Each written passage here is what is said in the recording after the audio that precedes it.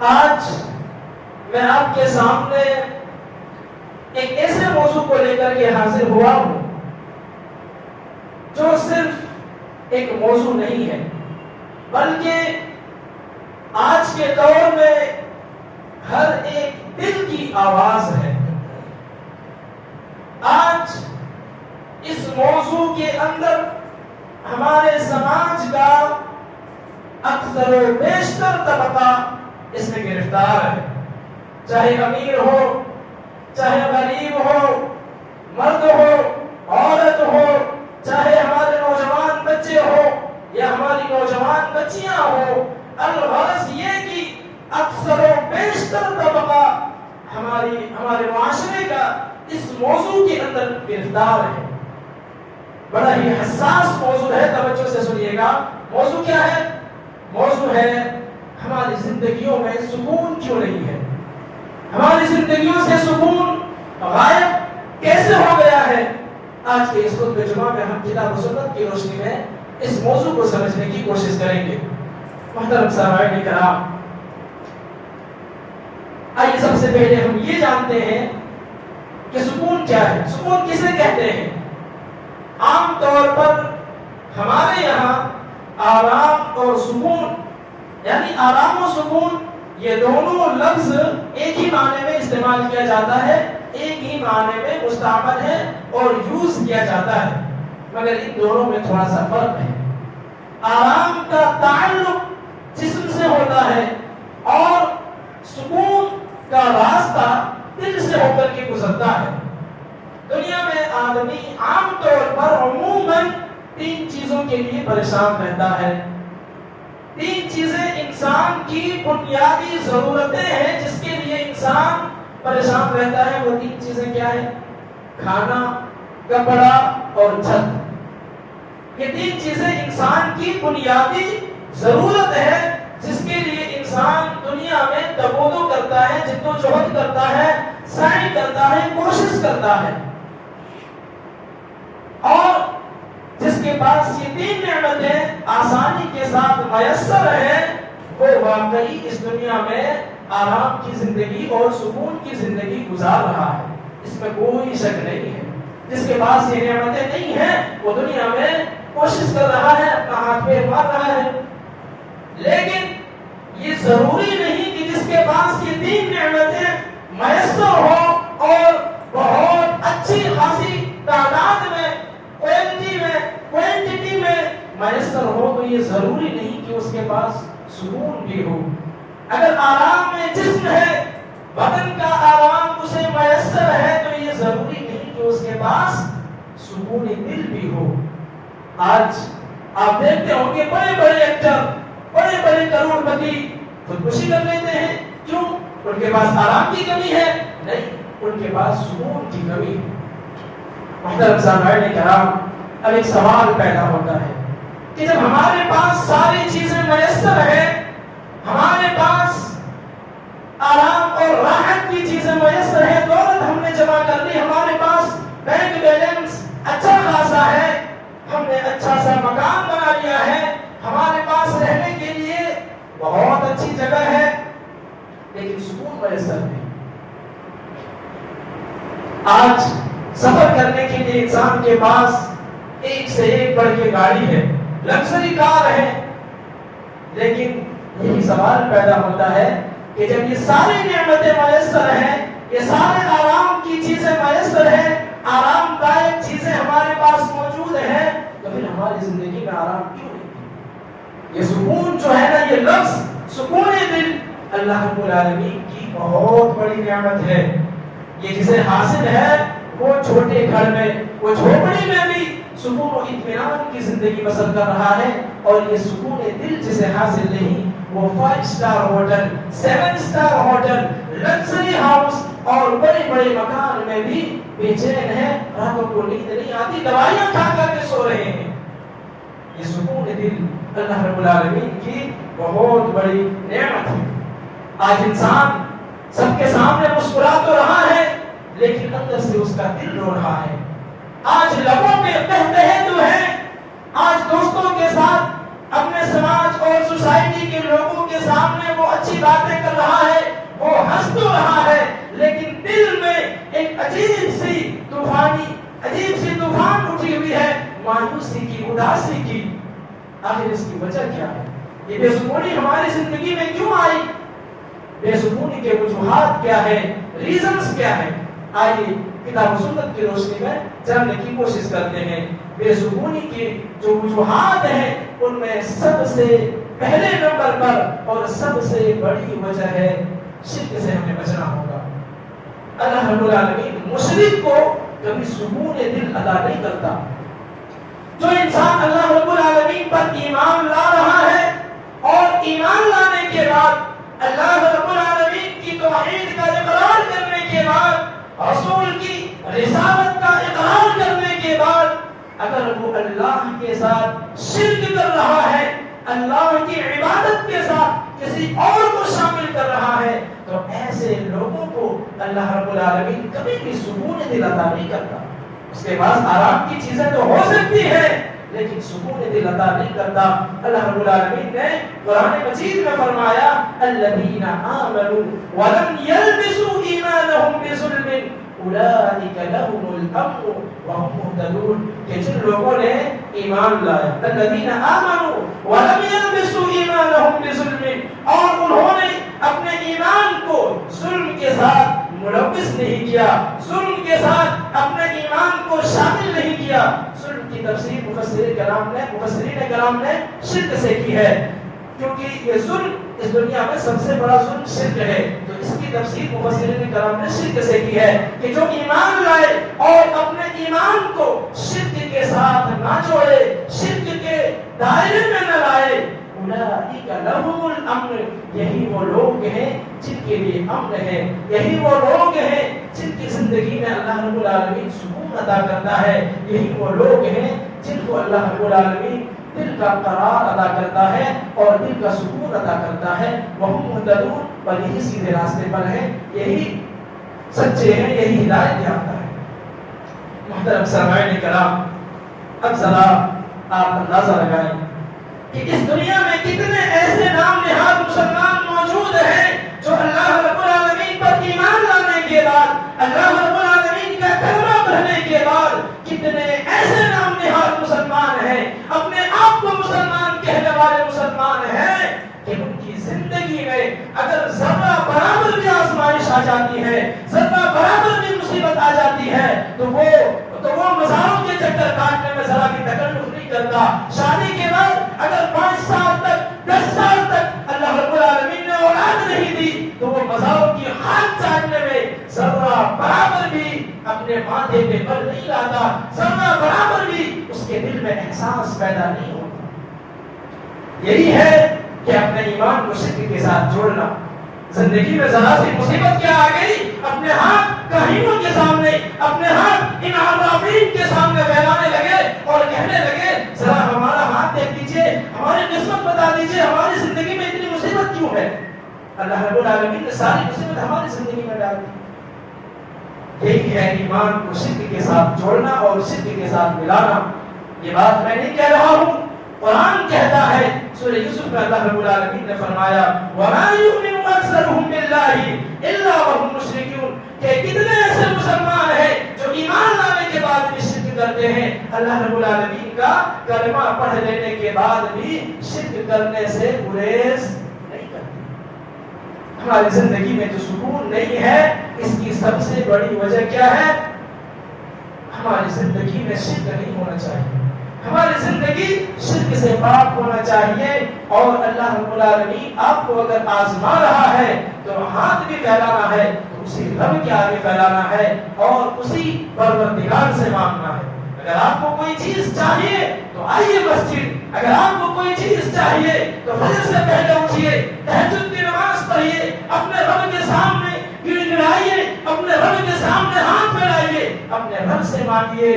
ان مزاروں سے، ان قبروں کی خاک چاٹنے والے سے مت مانگیے، یہ کچھ نہیں دے سکتے۔ ارے یہ لوگ جب زندہ تھے خود اپنی مدد نہیں کر سکے، مرنے کے بعد آپ کی مدد کیا کریں؟ مرنے کے بعد یہ دوسرے کو فائدہ کیا پہنچا پائیں گے؟ اگر ان کے پاس سپر پاور ہوتا، اگر اس کے پاس معجزہ ہوتا، وہ خود اپنی حفاظت نہیں کرتا، وہ خود مرنے سے نہیں بچتا؟ کیا اس کے دل میں زندہ رہنے کی، زندگی جینے کی لذتوں کو محسوس کرنے کی خواہش نہیں ہوتی ہے؟ ہوتی ہے، لیکن وہ کچھ نہیں کر سکتا، وہ بے بس ہے، قبروں میں پڑا ہے۔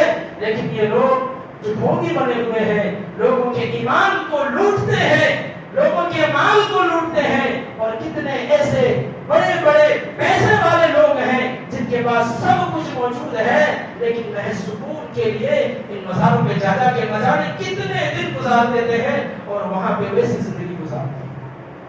لہذا سب سے بڑی وجہ ہے کہ شرک سے دور رہنا۔ دوسری وجہ کیا ہے؟ یہ بھی ایک بہت بڑی وجہ ہے کہ ہماری زندگی میں سکون نہیں ہے۔ وہ کیا ہے؟ کہ ذکر الہی سے دور ہونا۔ کہ جب انسان اللہ رب العالمین کے ذکر سے دور ہو جاتا ہے تو اللہ رب العالمین اس کی زندگی سے سکون کو ختم کر دیتا ہے۔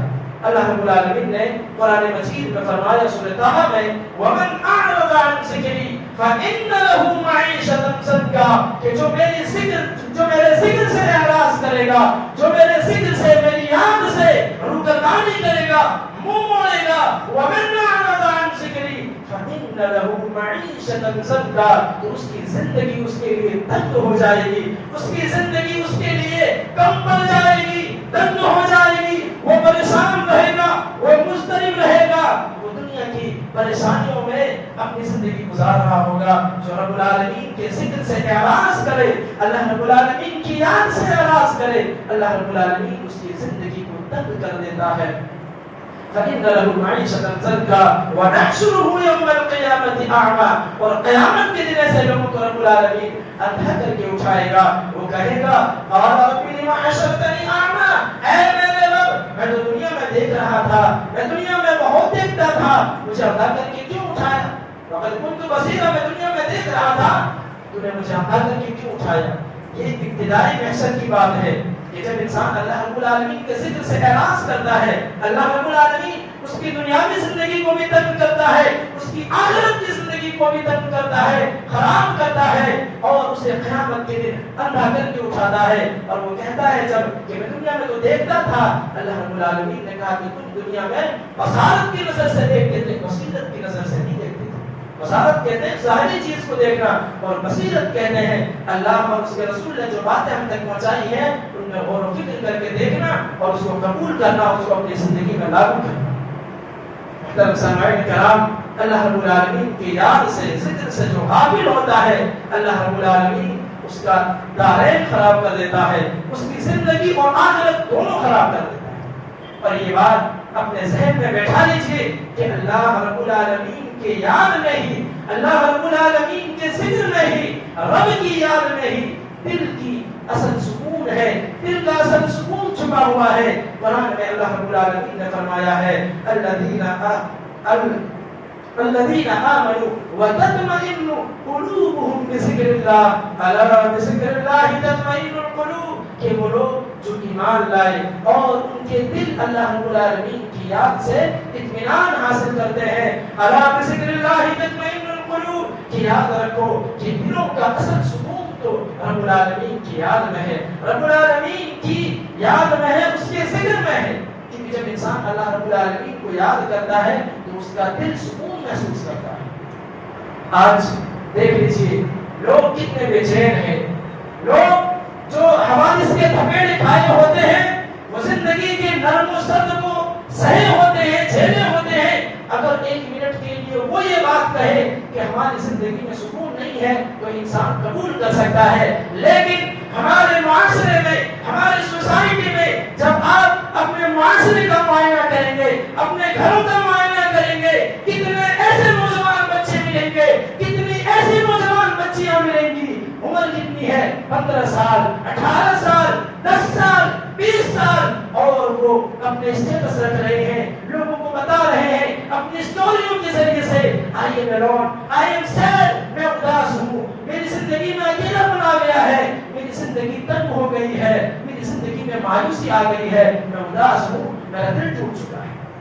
محترم سامعین کرام، یہ 10 سال کے لڑکے بچے، یہ ہماری بچیاں 15 سال کی، انہوں نے نہ تو زندگی کے سب و گرم کو سہا ہے، نہ انہوں نے حوادث کے تھپیڑے کھائے ہیں، نہ انہوں نے زمانے کے گرم اور ٹھنڈے کو سہا ہے۔ زندگی کیا ہوتی ہے انہیں نہیں معلوم۔ ایک باپ ہے، والد ہے، کما کر انہیں کھلاتا ہے، زندگی کے بارے میں اسے کچھ نہیں معلوم، پھر بھی وہ یہ بتا رہا ہوتا ہے کہ ہماری زندگی تنگ ہے، ہماری زندگی میں اداسی آئی ہوئی ہے۔ وجہ کیا ہے؟ وجہ صرف ایک ہے، وجہ صاف ہے کہ جس دل کو رب العالمین نے بنایا تھا، جس دل کا خالق رب العالمین تھا، اس دل کو رب سے لگانے کے علاوہ دنیا کی فضولیات میں انہوں نے اپنے دل کو لگایا، دنیا کے نشے و فراز میں انہوں نے اپنے دل کو لگایا اور اپنے دل میں مایوسی کو رکھ لیا، اپنے دل کی مایوسی خرید لی۔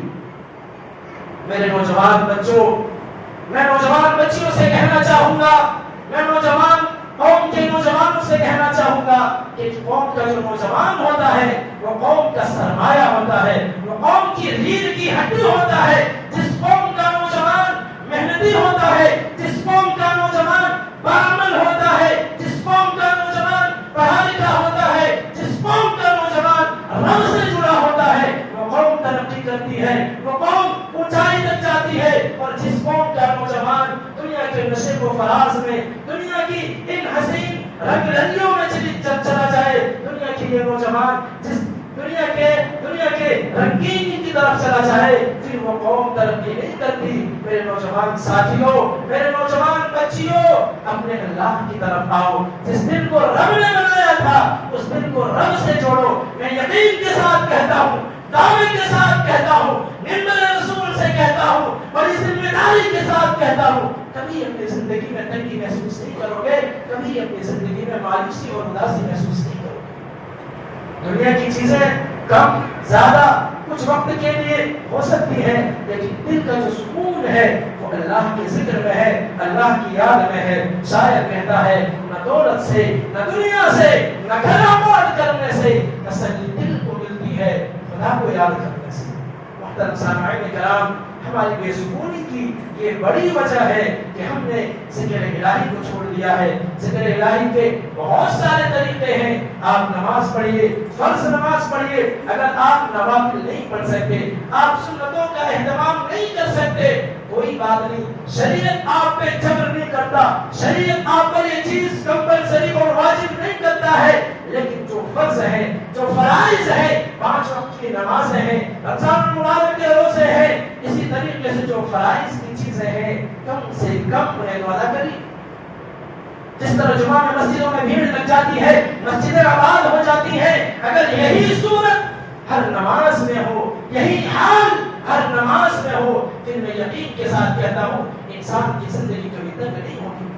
دنیا میں اتنے سارے پریشانیاں ہیں، اللہ ایک بات یاد رکھیے کہ اللہ کا ذکر بہت بڑی چیز ہے، اللہ کی یاد بہت بڑی چیز ہے، یہ اتنی بڑی چیز ہے کہ اس دنیا میں بے شمار پریشانیاں ہیں، اس دنیا میں بے شمار علائم ہیں، اس دنیا میں بے شمار مصائب ہیں، اتنی مصیبتیں اس دنیا میں ہیں، اتنے غم اس دنیا میں ہیں، اتنے غم اس دنیا میں، حزن اس دنیا میں ہے کہ اگر اللہ رب العالمین کی یاد نہ ہوتا تو انسان بے سکونی سے مر جاتا، انسان بے سکونی سے مر جاتا اگر اللہ رب العالمین کی یاد نہ ہوتی۔ اسی لیے میرے بھائیوں، اپنے اللہ کی طرف آؤ، اپنے دل کو مسجدوں سے لگاؤ، اپنے دل کو قرآن سے جوڑو۔ ذکر الہی کے بہت طریقے ہیں، نماز ہے، آپ کم سے کم 5 وقت کی نماز ضرور پڑھیں، حالات کیسے بھی ہو، آپ پر نماز فرض ہے، آپ کو نماز پڑھنی ہوگی، آپ کو نماز پڑھنا اچھا لگ رہا ہے،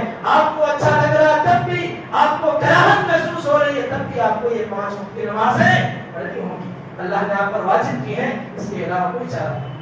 اسی طریقے سے ذکر الہی کے طریقے میں تلاوت قرآن آتی ہے، دعا ہے۔ آج کتنے ایسے مسلمان ہیں جنہیں قرآن مجید کی تلاوت نہیں آتی، دنیا کی ساری کتابیں پڑھ جائیں گے، دنیا کے میتھمیٹکس سائنس کی جتنی کتابیں ہیں ہمارے نوجوان بچے سب کو یاد کر کے نیٹ کلیئر کر دیتے ہیں، لیکن انہیں اس بات کا کبھی افسوس نہیں ہوتا کہ جس کتاب میں، جس شریعت اللہ رب العالمین نے جس کتاب میں ہماری شریعت اتاری ہے، ہمارے دین کو اتارا ہے، اللہ رب العالمین نے جس کتاب میں ہمیں یہ سمجھایا ہے کہ اللہ رب العالمین ہم سے کیا کہہ رہا ہے، ہمیں اس کتاب کی سمجھ نہیں ہے. اس کتاب کو سمجھنا تو دور کی بات، اس کتاب کی تلاوت تک صحیح طریقے سے ہمیں نہیں آتی. یہ افسوس کی بات ہے، ہر ایک مسلمان پر یہ ذمہ داری عائد ہوتی ہے کہ جس کتاب میں، جس عربی زبان میں رب العالمین نے اپنے کلام کو نازل کیا ہے، رب العالمین نے اپنی شریعت کو، اپنی دین کو نازل کیا ہے، ہر مسلمان پر یہ واجب ہے کہ وہ قرآن کو پڑھنا سیکھے. دنیا کی ساری چیزوں کا حساب انسان رکھ سکتا ہے، جاہل ہو، پڑھا لکھا ہو، نہ پڑھا لکھا ہو، پھر بھی اگر وہ بزنس وغیرہ کر رہا ہے تو ساری چیزوں کا حساب اس کے پاس بہت اچھے طریقے سے رہتا ہے، لیکن اسے اس بات کا افسوس کبھی نہیں ہوتا کہ اسے قرآن مجید کی تلاوت نہیں آتی.